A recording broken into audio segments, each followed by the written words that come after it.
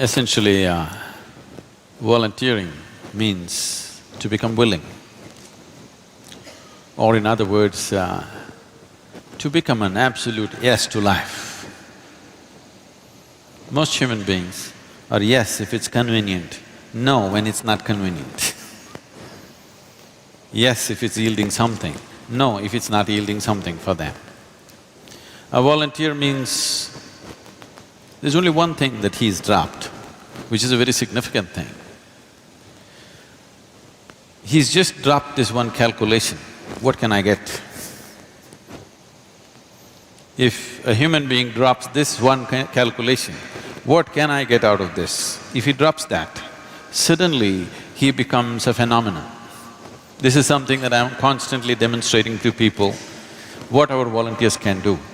If you look at the Project Green Hands or the rural rejuvenation programs, and just about anything that's been done here, for example, the Dhyanalinga dome, just to tell you what goes into it, the dome is made in such a way, there is no cement, there is no steel, there's no concrete.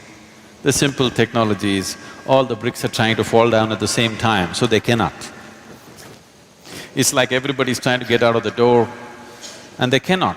Unless one person has the courtesy to move back, then they will go. But the bricks don't have courtesy. So they keep on trying to come down and they cannot come down. So for this to happen, it took 1.8 lakh bricks to build that. This 180,000 bricks, every one of them was measured to the millimeter by the volunteers. If somebody is little lax, somebody puts a brick which is 2 millimeters less than what it should be, the whole thing may collapse. So I sat down and I spoke to them, see, this is what it means, this is what I'm placing in your hands. You never handled a brick in your life, but you got to measure like this. And men, women, children sat down day and night and they measured and they measured and they measured and they kept these bricks. And now when they keep… it has to be just kept quickly so that it doesn't come down. One circle you have to complete at a time. And today you see that.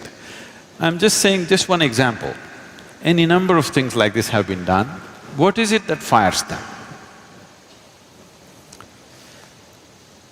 See, there is something beyond passion, there is something beyond motivation, there is something beyond profit, which is very significant for a human being, which generally most human beings never explore. Their whole life remains within certain expectations of profit, some passion towards it, some intensity. But volunteers live an intense life. This hall, normally we operate from there, our audio system is from somewhere else, suddenly they set up this whole thing. It's giving us some trouble. It's technology, we are not experts. So through the night people are working, but in the day they are working. When do they sleep? They don't. This is my experience. I'm like this, I'm on at least 22 hours a day, 7 days of the week.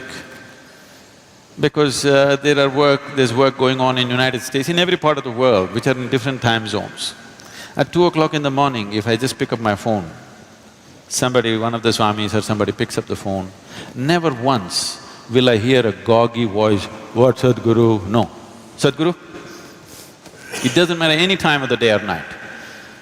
This is the greatest blessing, that you constantly live among people who are intense, focused and willing to give themselves to what needs to happen. This is the greatest pleasure a man can have, this is the greatest fortune a man can have, and fortunately we have it